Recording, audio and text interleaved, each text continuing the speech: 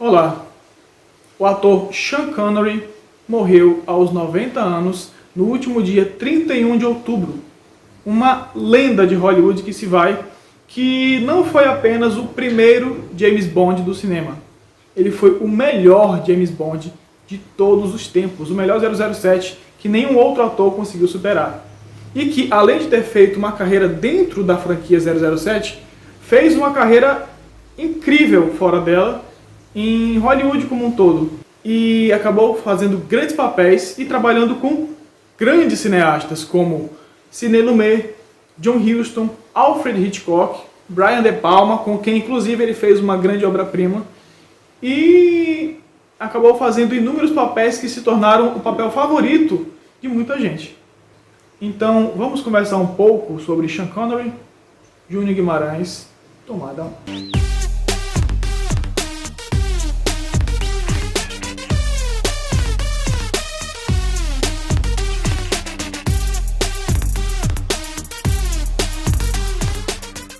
O dia do Halloween amanheceu muito triste, porque recebemos a notícia da morte do Sean Connery, que na verdade não foi uma morte surpreendente. Afinal de contas, ele já estava em idade bem avançada, 90 anos ele tinha, e também tinha problemas de saúde. Então, não foi exatamente uma surpresa a morte dele. Mas é aquela coisa, não ser surpreendente não significa que seja menos triste.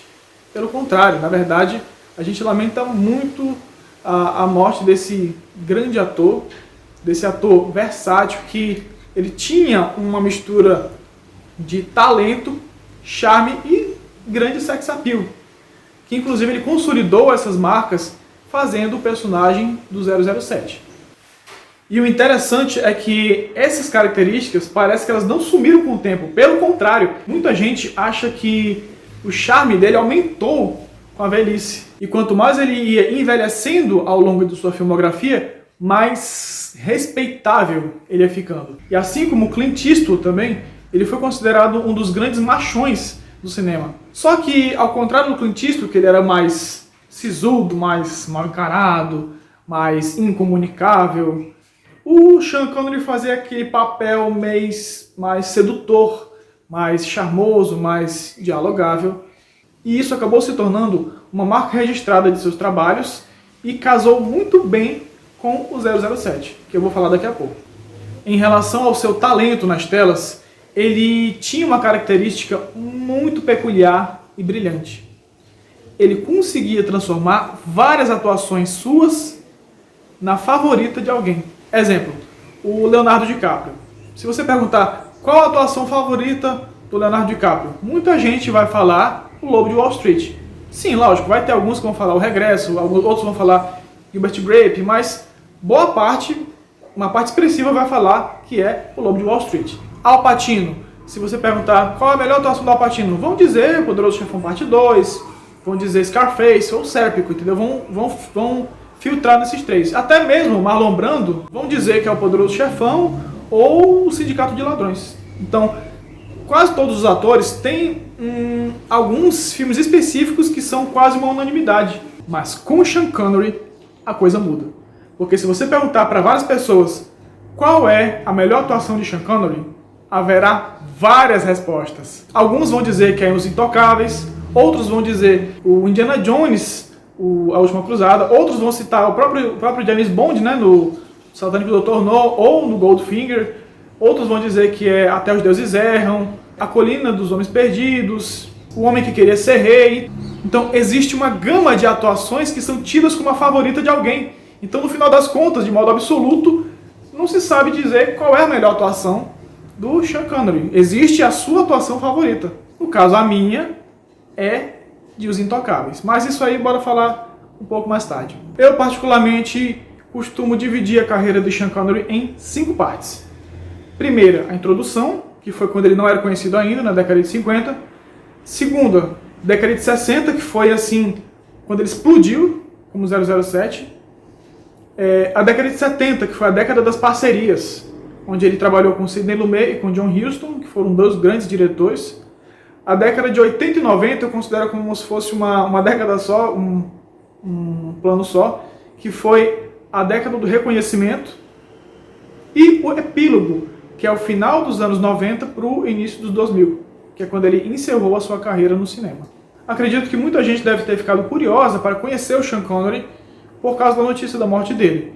E com certeza deve ter pesquisado e ter visto que ele era escocês, que ele lutou muito quando era jovem, ele foi leiteiro, ele foi polidor de caixão, depois ele virou Mister Universo, enfim, ele batalhou um bocado para poder chegar à carreira de atuação e ainda assim demorou muito para ele ser reconhecido, porque na década de 50 ele atuou na TV e no cinema. Só que na década de 50 ele não era um ator conhecido, ele é apenas um ator chamado Sean Connery. E o primeiro filme dele foi Lilacs in the Spring, de 1954, que era um musical e eu não lembro nem se o nome dele estava acreditado no filme. Mas ele foi chamado para fazer um vilão no filme A Grande Aventura de Tarzan, de 1959, que é considerado um dos grandes filmes inspirado no Rei da Selva. Mas se na casa dos 20 e poucos anos ele estava tendo uma carreira bem padrãozinha, tudo mudou na década de 60, quando ele foi escalado para interpretar o agente secreto 007.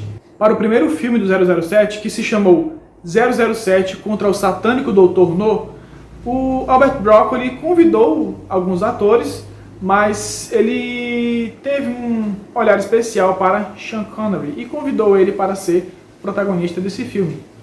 E sabe quem não gostou da escalação dele?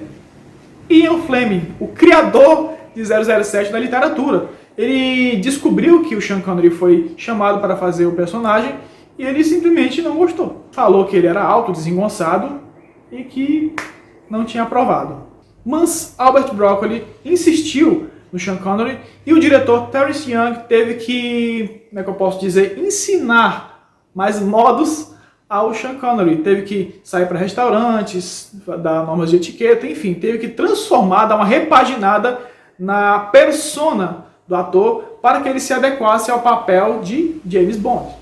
Então o filme foi lançado e ele entrou para a história com 3 palavras, que foi Bond. James Bond. E o filme foi um grande sucesso do cinema, iniciou a franquia com muito louvor e fez o Ian Fleming olhar para o Sean Connery e dizer: ele é bem charmoso. E lógico que ele seguiu com a continuação, Moscou contra 007, de 1963.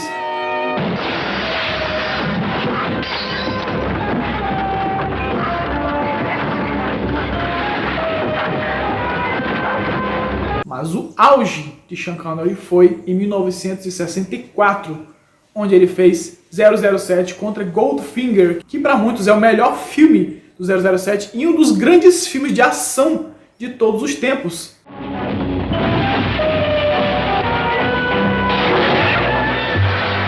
Shocking. He's the idol of every woman. Who are you? Bond. James Bond. E detalhe, ao passo que ele estava fazendo sucesso com Goldfinger, ele fez um filme com Alfred Hitchcock, o mestre do suspense, chamado Marnie, Confissões de uma Ladra, onde ele fez um grande papel, isso fora do 007. E ele brilhou, tanto em Goldfinger quanto em Marnie. E essa dupla carreira de 007 e outros filmes continuou seguindo paralelamente tranquilo. Porque em 65 ele fez 007 contra a Chantagem Atômica, ao passo que ele fez também A Colina dos Homens Perdidos, com o grande Sidney Lumet. E considerado uma das grandes atuações de sua carreira. E esta foi só uma das atuações que foram consideradas a melhor da carreira dele. Só que ele gostou tanto de mostrar essa faceta dramática e forte e trabalhar com o diretor Sidney Lumet, que isso acabou fazendo ele repensar um pouco a carreira como 007. Tanto é que 007 Só Se Vive Duas Vezes, de 1967, seria para ele o último filme, então ele passaria o bastão adiante. Só que aconteceu aí uma coisa bem interessante, é que depois da saída do Sean Connery, porque ele não queria mais fazer 007, a MGM chamou o ator George Lazenby para fazer 007 a serviço de Sua Majestade. E esse James Bond do George Lazenby foi tão qualquer coisa que simplesmente a MGM chegou para o Sean Connery e praticamente pediu, pelo amor de Deus, volte a ser o James Bond. A gente te paga $1 milhão de dólares. Que naquela época 1 milhão era muito dinheiro. E finalmente o Sean Connery voltou para, digamos, dar um último suspiro para o James Bond e fez 007, Os Diamantes São Eternos, de 1971. E pronto, Sean Connery não quis mais saber de 007 e partiu apenas para a carreira hollywoodiana fora da franquia. A década de 70 foi marcada por grandes parcerias. Ele começou a carreira com um grande filme chamado Verte-e no Inferno, que é outro considerado o melhor trabalho dele, mas a década ficou realmente conhecida pela parceria com Sidney Lumet, que tinha começado já em 75 com A Colina dos Homens Perdidos, que ainda naquela época não sabia que ia ser uma parceria. Mas aí veio o segundo filme, que foi O Golpe de John Anderson, o terceiro, que foi Até os Deuses Erram, e o quarto, que foi O Assassinato do Expresso Oriente. E foi nessa década que Sean Connery pagou seu primeiro grande mico nos cinemas. Ele fez uma ficção científica chamada Zardos. Uma obra futurista, onde ele mostrou seu grande sex appeal como este figurino aí. My name is Zed. For Zardos, I am an exterminator. Não sei quem é mais sexy, o Sean Connery em Zardos ou o Borat. Mas ele foi perdoado, porque em 75 foi lançado um dos melhores trabalhos de sua carreira, trabalhando com o cineasta John Huston, que é O Homem que Queria Ser Rei, que também é tido como o melhor trabalho de sua carreira. E ele faz aqui um trabalho espetacular ao interpretar um homem que é confundido com um deus, e por causa de sua arrogância ele acaba embarcando nessa onda. Madness is a trick. Put her some poor crazy priest or his servant, Pra mim, é o segundo melhor trabalho da carreira dele. Na década de 80 teve 2 trabalhos expressivos na primeira metade, que foi Bandido do Tempo, e o segundo foi o último 007 que ele fez, que foi 007 Nunca Mais Outra Vez. E é estranho porque Nunca Mais Outra Vez ele não é considerado um filme da franquia 007. E pra piorar, ele foi lançado em 83, ou seja, no mesmo ano que foi lançado também 007 contra Octopussy, que esse sim é parte da franquia. E isso acabou criando uma certa rivalidade entre os dois filmes. Eu prefiro o Nunca Mais Outra Vez.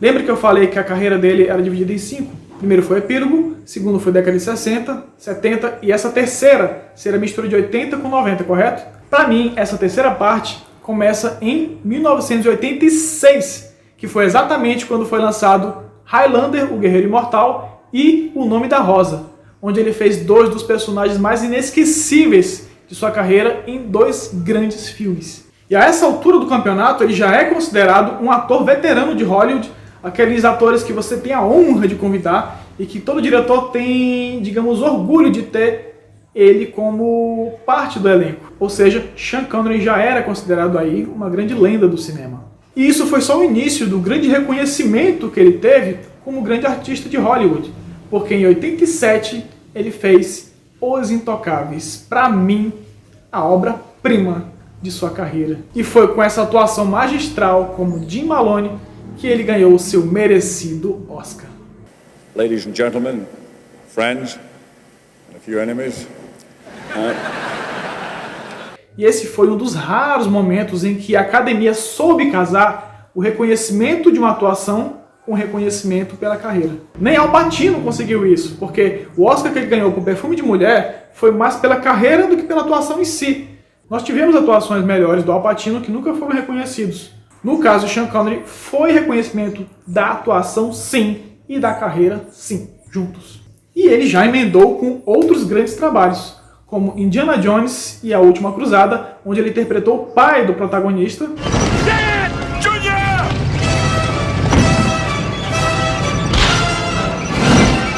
You call this archaeology? E Caçada a Outubro Vermelho, onde ele interpretou um possível desertor de uma guerra. American Navy.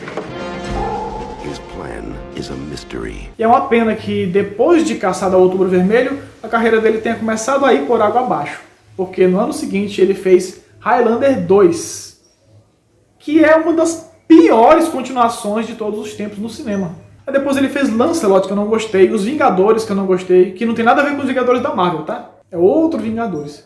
E fez Armadilha com a Catherine Zeta-Jones, que eu também não gostei. Mas ele ainda fez algumas coisas boas. Um deles é um dos meus filmes de infância, que é O Curandeiro da Selva, onde ele contracena com outra lenda do cinema, que é José Wilker. Mas em toda a década de 90 só teve 2 anos bons para o Sean Connery, que foi o próprio ano de 1990, com Caçado ao Outubro Vermelho, e 1996, onde ele fez 2 trabalhos bem bacanas. A Rocha, que foi o melhor filme de Michael Bay, e Coração de Dragão, onde ele interpretou a voz do Draco. I expected you to have the same opinion of dragons as your brother does. Come on. Lembra que na versão brasileira quem dubla o dragão é o Miguel Falabella? Pois é, no original era Sean Connery. E por fim, o epílogo da carreira do Sean Connery é uma coisa triste. Por quê? Ele foi chamado para interpretar o personagem Morfeu no filme Matrix. Ele leu o roteiro, não entendeu e recusou. E o papel acabou indo para Lawrence Fishburne. Depois ele foi convidado pela New Line Cinema para interpretar o mago Gandalf na franquia O Senhor dos Anéis e fazer parte dos lucros do filme. Só que ele leu o roteiro, não entendeu nada e recusou também. E quando chamaram ele para fazer a Liga Extraordinária, ele aceitou. Ah, ele leu e entendeu. Não. Ele também leu e não entendeu. Só que acabou aceitando por achar que estava perdendo outra oportunidade de ouro. E o filme é um fiasco, uma bomba.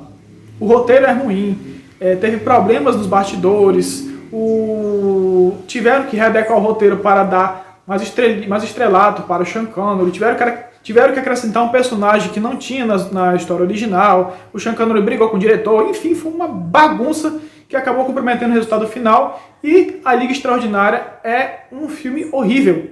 E infelizmente foi o último filme do Sean Connery antes dele se aposentar. Ele até tinha feito um filme bom anteriormente, chamado Encontrando Forrester, do Gus Van Sant. Só que, infelizmente, não é muito lembrado, porque ele é mais lembrado por A Liga Extraordinária, que é uma porcaria imensa. Depois disso, Sean Connery não quis mais saber de Hollywood, foi para as Bahamas, continuou jogando seu golfezinho em casa, ficou sossegado, tranquilo, e foi isso. Ele até foi convidado para fazer parte do elenco de Indiana Jones, O Reino da Caveira de Cristal, só que Sean Connery agradeceu, se sentiu honrado, mas também não quis saber. E assim, longe dos holofotes em casa, ele permaneceu até o fim de sua vida, bem recluso e bem reservado. Quando saiu a notícia da morte do Sean Connery, vários atores, vários artistas se prestaram suas condolências e manifestaram sua gratidão e suas homenagens.